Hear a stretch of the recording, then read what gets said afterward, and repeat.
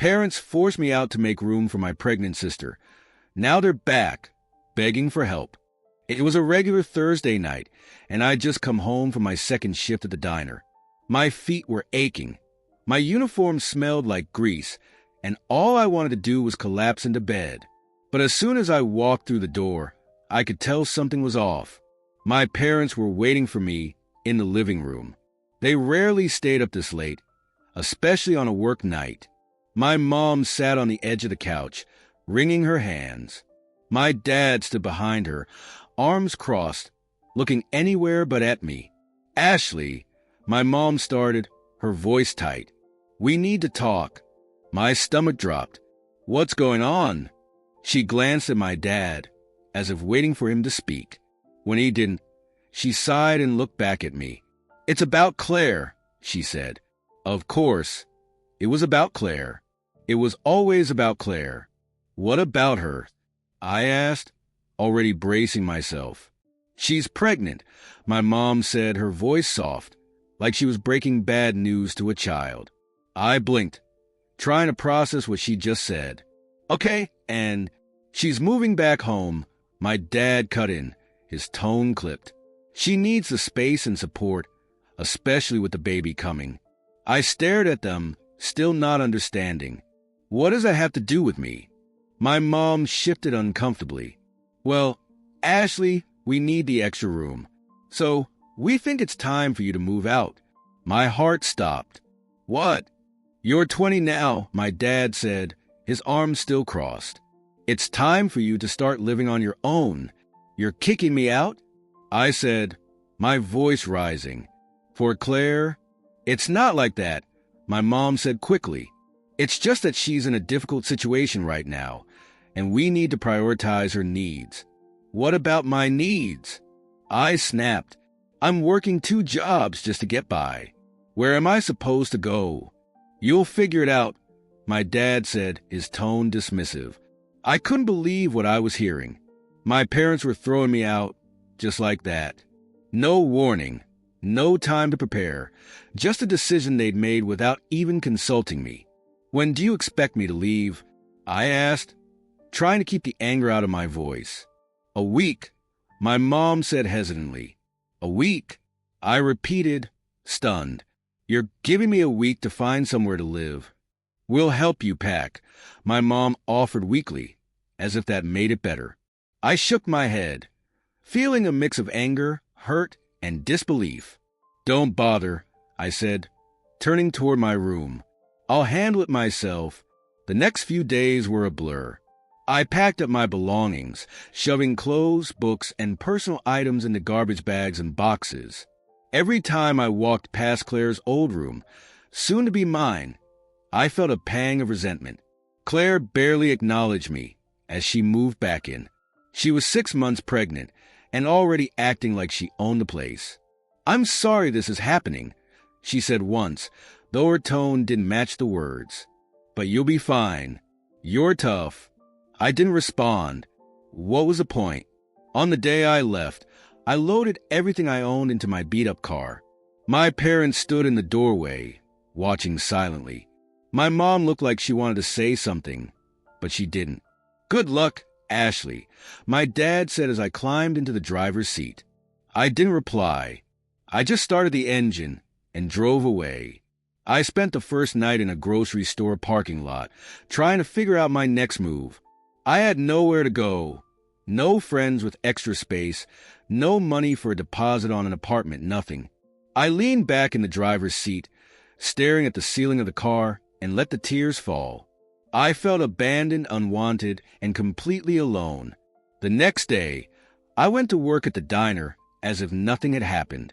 I plastered on a fake smile, served customers with shaky hands, and tried not to think about the fact that I had no place to go when my shift ended. My co-worker, Megan, noticed something was off. "You okay?" she asked as we folded napkins during a slow hour. "Yeah," I lied. She didn't push, but the concern in her eyes made it clear she didn't believe me. After my shift, I parked my car behind the diner and tried to sleep. It wasn't comfortable, but it was better than the grocery store lot. The nights blurred together after that. I'd wake up stiff and sore, drive to my morning job at the grocery store, then head straight to the diner for my evening shift. I barely had time to think, which was both a blessing and a curse. I kept telling myself it was temporary, just until I saved enough for an apartment. But the weeks dragged on, and the loneliness started to eat away at me. One night, Megan found me sitting in my car after work, staring blankly at the steering wheel. "Ashley," she said, tapping on the window. I rolled it down, trying to act casual. "What's up?" She frowned. "Are you living in your car?" I hesitated, then nodded. There was no point in lying anymore. Megan sighed and leaned against the car door. "You can't keep doing this," she said. "It's not safe." "What choice do I have?" I asked, my voice breaking. "I can't afford rent anywhere, and my parents sure aren't helping." "Look," she said, pulling out her phone. "There are programs that can help people in your situation. Let me find something for you." Her kindness caught me off guard. I wasn't used to people looking out for me, but in that moment, it felt like a lifeline. With Megan's help, I found a temporary housing program that offered small, affordable rooms for people trying to get back on their feet. It wasn't glamorous, but it was better than my car. I worked harder than ever, picking up extra shifts whenever I could. Slowly but surely, I started saving money. It wasn't easy, and there were plenty of nights when I wanted to give up.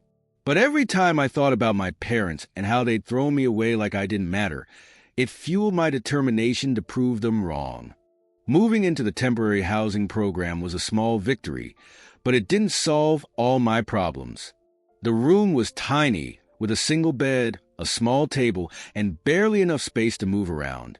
But after months of sleeping in my car, it felt like a mansion. I finally had a place to shower, eat real meals, and get a decent night's sleep. For the first time in weeks, I allowed myself to exhale. But the relief was short-lived. The program required proof that I was working toward financial stability, which meant juggling even more shifts at the diner and grocery store. Some days, it felt impossible. I'd wake up at 5 a.m. to get to the grocery store, spend 8 hours on my feet, then head straight to the diner for another 6-hour shift. By the time I got back to my tiny room, I could barely keep my eyes open long enough to eat. It wasn't just the physical exhaustion. It was the emotional toll of knowing that no one was coming to help me. My parents didn't call to check on me, and Claire didn't send so much as a text. I was completely on my own. One night, as I was closing up the diner, Megan approached me again. "You're killing yourself, Ashley," she said, handing me a glass of water. "I don't have a choice," I replied, trying to sound stronger than I felt. She sat down across from me. "You're working hard, and that's great, but you need a plan. What's your end goal?" Her question caught me off guard. I hadn't thought that far ahead. I was so focused on surviving that I hadn't considered what came next. "I just want stability," I said finally. "Then let's figure out how to get you there," she said, pulling out a notepad. With Megan's help, I started to map out a plan. She suggested I look into community college programs, something that could lead to a better-paying job. At first, the idea seemed laughable. How could I afford tuition when I could barely afford rent? But Megan had answers for that too. She helped me research scholarships and grants, showing me that it wasn't as impossible as I'd thought. "You're smarter than you give yourself credit for," she said. "Don't let your circumstances define you." Over the next few months, I followed her advice. I cut back on unnecessary expenses, saving every penny I could. I applied for scholarships, filled out grant applications, and eventually enrolled in a 2-year business administration program. Balancing school and work was brutal, but for the first time in a long time, I felt like I was moving forward. I was no longer just surviving. I was building something for myself. As I started to find my footing, I also began to reevaluate my relationships. I realized how much I'd relied on my parents' approval, even when they treated me like an afterthought. The anger I'd felt toward them didn't fade overnight, but it started to shift. I wasn't angry because they'd kicked me out. I was angry because I let them make me feel small for so long. By the time I finished my program, I was a completely different person. I'd landed a job as an administrative assistant at a small marketing firm, finally earning enough to afford a decent apartment. It wasn't glamorous, but it was mine. And every piece of furniture, every bill paid, every meal cooked in my own kitchen felt like a victory. One day, as I was settling into my new routine, I got a message from Claire. Claire, hey, long time no talk. How have you been? I stared at the screen, debating whether to reply. It had been years since we'd spoken, and the last time I saw her, she barely looked at me as I packed my car. Finally, I typed back, "Me, I'm doing fine. Why do you ask?" Her response came quickly. "Claire, Mom's been asking about you. She thinks you're mad at her." I laughed out loud, the bitterness rising in my chest. "Me, I think she knows why." "Claire, I don't know. She feels bad about how everything went down back then." "Me, does she? Or is she just looking for something?" The conversation ended there, but it left me with a lot to think about. For years, I'd carried the weight of what my family did to me, letting it fuel my drive to succeed. But now that I'd made it on my own, I wondered if it was worth holding on to that anger. I wasn't sure I was ready to forgive them, but I knew one thing for sure. I didn't need them anymore. A few weeks after Claire's message, my phone buzzed with a call from an unknown number. I almost ignored it, assuming it was a telemarketer, but something told me to pick up. "Hello. Ashley, it's Mom." Hearing her voice after all these years sent a mix of emotions coursing through me. Anger, sadness, and maybe just a sliver of curiosity. "What do you want?" I asked, keeping my tone flat. There was a pause before she said, "We need to talk." I sighed. "About what?" "It's Claire," she said. "She's having a really hard time. She's got 4 kids now, and things aren't going well for her." I rolled my eyes, already dreading where this was going. "What does that have to do with me?" "Well, we were hoping you could help," she said, her voice hesitant. "Help how?" I asked, though I already knew the answer. "With money," she said finally. I laughed bitterly. "You've got to be kidding me. You're calling me after all these years to ask for money." "She's your sister Ashley," my mom said, as though that explained everything. "Was I not your daughter when you kicked me out?" I snapped. "That was different," she said quickly. "We didn't have a choice." "There's always a choice," I said, "and you chose her over me." She tried to justify it, saying they thought I was strong enough to handle it, that they didn't realize how hard it would be for me. "You didn't even check on me," I said. "Not once. I lived in my car for months, Mom. Did you even care?" I didn't know," she stammered. "Because you didn't bother to ask," I shot back. The conversation escalated from there. Every hurt and betrayal I'd bottled up over the years came pouring out. "You threw me away like I didn't matter," I said, my voice shaking. "And now, just because I built a life for myself, you think I owe you something?" "It's not for me," she said weakly. "It's for Claire. She's struggling, Ashley. She's been struggling her whole life," I said coldly. "And you've been enabling her the whole time." My mom's tone shifted then, becoming defensive. "You don't understand what it's like for her. Being a single mom is hard. Maybe if she'd made better choices, she wouldn't be in this position," I said. "But that's not my responsibility. It's hers. And yours, if you want to keep cleaning up her messes. But leave me out of it. Ashley, please." "No," I interrupted. "I've moved on, Mom, and I suggest you do the same." I hung up before she could say anything else. My hands were trembling, but I felt a strange sense of relief. For years, I'd avoided confronting my parents because I didn't think it would change anything.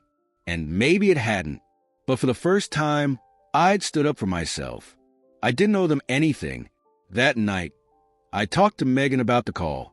"They have some nerve," she said, shaking her head.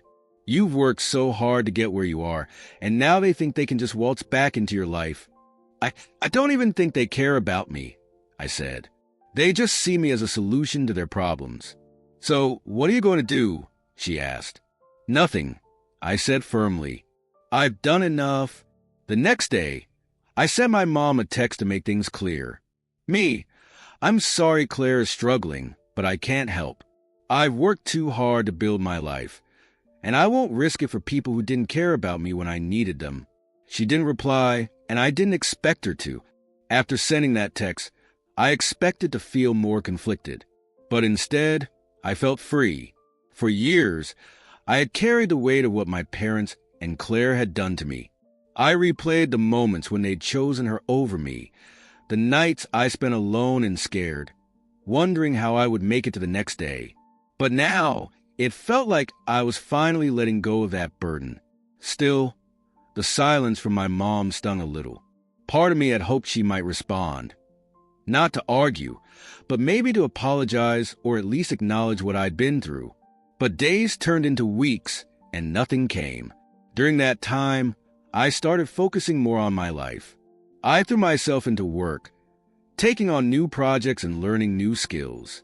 I even started saving for a down payment on a house, a goal I never thought I'd be able to achieve.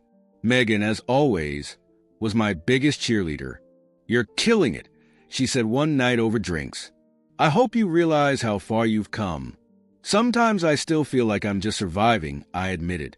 "Are you kidding?" she said. "You rebuilt your entire life from scratch. You're not just surviving, Ashley. You're thriving." That conversation stuck with me. I thought about where I'd started, living in my car, working 2 jobs, feeling like I was barely holding on, and where I was now.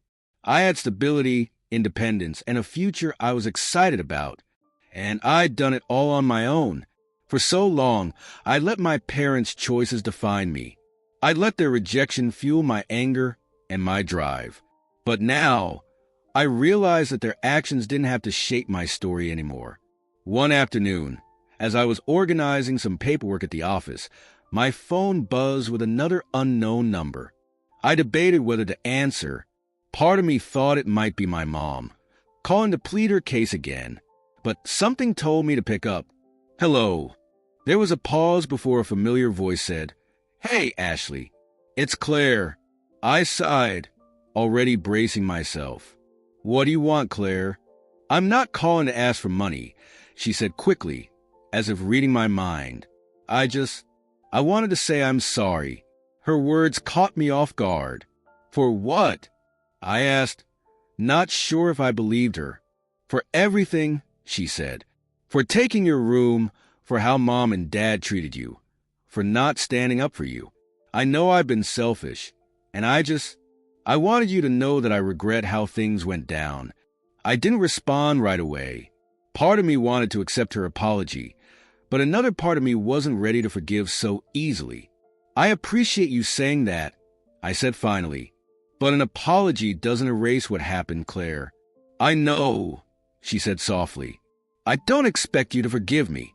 I just wanted to take responsibility for my part in it. That was something I hadn't expected to hear." "Thanks for calling," I said, my tone neutral. "Take care of yourself." After we hung up, I sat in silence for a while, processing what had just happened. Claire's apology didn't change the past, but it felt like a step toward closure. In the months that followed, I continued to focus on myself. I started therapy, not because I felt broken, but because I wanted to unpack everything I'd been carrying for so long. My therapist helped me see that letting go of anger didn't mean excusing what my parents or Claire had done. It just meant freeing myself from the hold their actions had on me. One day, while scrolling through my phone, I came across a photo of myself from years ago, taken during the hardest time of my life. I barely recognized the girl in the picture. She looked tired, scared, and unsure of herself. But I wasn't that person anymore. I was stronger now, resilient, capable. Looking back, I realized that being kicked out was both the worst and the best thing that had ever happened to me. It forced me to grow in ways I never would have if I'd stayed in that house. And while I would never forget what my parents and Claire had done, I was finally ready to stop letting it define me. This is my life now. A life I built on my own, and I wouldn't trade it for anything.